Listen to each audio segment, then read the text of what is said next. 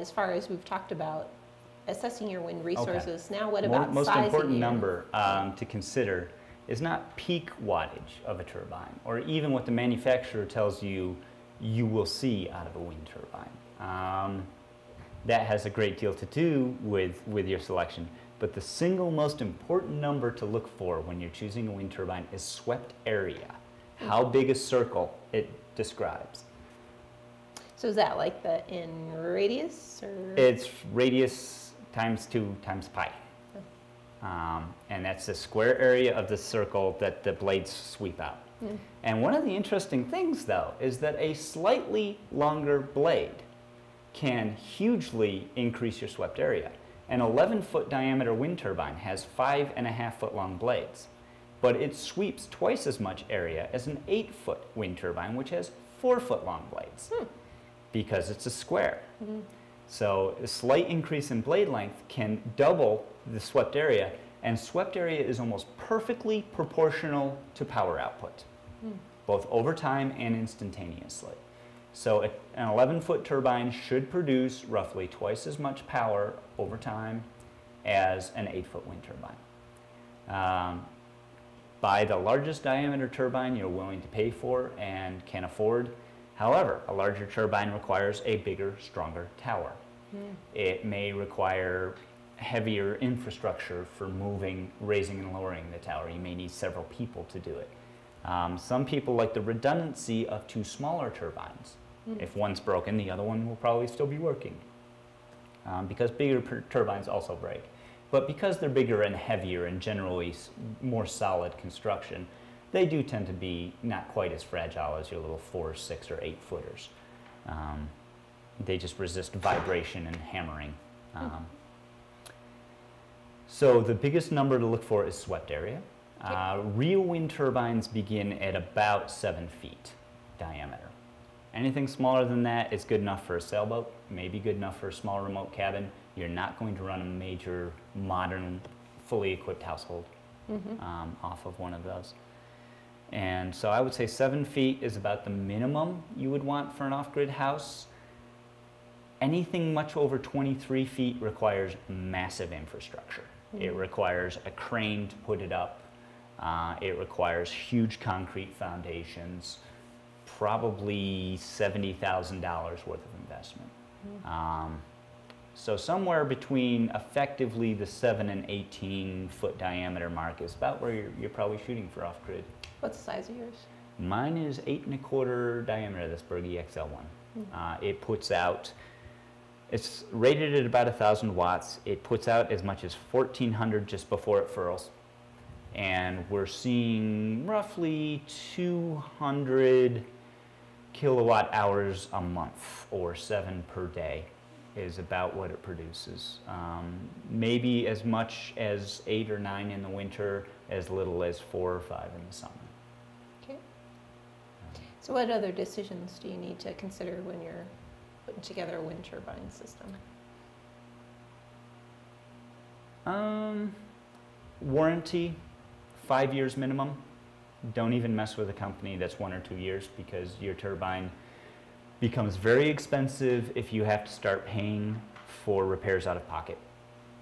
A new set of blades may cost you $250. So you will very quickly double your initial investment if you're having to pay for repairs. Make sure that it's an onshore company that has a good parts inventory. When you're living off-grid, there's a limited time you can run with your charging system down. If your turbine breaks, you need those spare parts to be coming right away, not when the next container ship arrives. So you want to make sure that you have a deal, and you want a vendor, a seller, that doesn't ask questions. You don't want to have to mail your turbine back to someplace in Arizona. They'll work on it when they get to it, and then mail it back to you. Or where you have to document all of your breakages. You want a nice, supportive company that you can pick up the phone and say, "Hi, my blades flew off. We'll get you another set in the mail today." This is the kind of company. So in a way, it's more important to invest in a good company than to invest in a good wind turbine, because the truth is they're all pretty poor. Or at least they're different versions of poor at this point. Someday somebody will build a good, reliable, high output small wind turbine, but that day has not yet come. So with your system, do you have like a choice of the pole that's on? Yeah, you can get a monopole tower, which is like a light post. Fairly limited in how high you can go with one of those, and they can be difficult to tilt up or down. You can go with a lattice work tower, which can be freestanding or guide. Or you can go with the tilt down tower with the guy wires like we have. Mm-hmm. A word about birds: wind turbines don't kill birds. Occasionally birds will fly into the tower, but occasionally birds will fly into your picture window too. They don't always look where they're going. In 5 years of having that wind turbine in operation and walking the perimeter of the tower weekly, I have never found a dead bird of any description under it. Mm. So they're not quite the Cuisinarts of the air that reputation makes them out to be. Mm. But like anything else, you are having an impact on your environment, and it's worth considering if you're in an area of high migration corridors like Altamont Pass in California. Bad place to put wind turbines. Mm. Half the migrating birds on the West Coast fly through Altamont Pass. If you're in a place that's very environmentally sensitive involving eagles or peregrine falcons or similar, then yeah, raptors are selectively more likely to run into your wind turbine or your guy wires or your tower than other birds, but they hit light poles too. Mm-hmm. So we've talked about the blades, we've talked about the pole. What other parts of the system are necessary? Wind turbine needs its own charge controller. Mm-hmm. Some of them have a boost MPPT charge controller for those times when wind is too low to produce charging voltage. It will store the voltage in capacitors and put it in your battery in installments, as it were. Explain what an MPPT is. It's a multi-point power tracking. So whereas your solar is called a buck in that it bucks down your solar panel voltage and puts the excess into extra amps into your batteries. A wind MPPT controller does the opposite.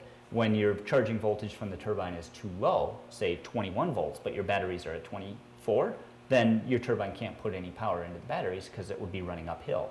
Mm. So what it does is it boosts the voltage at the expense of amps.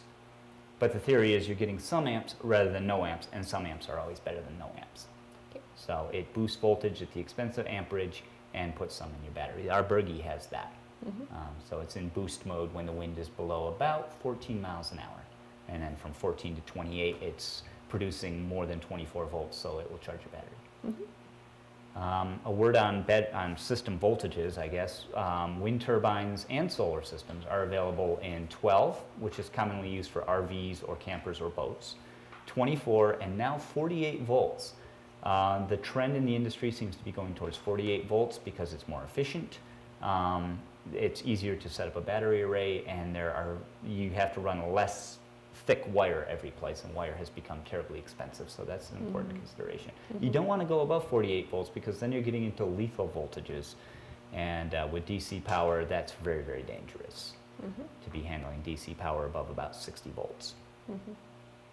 So are there any other components that you need to consider? Not really.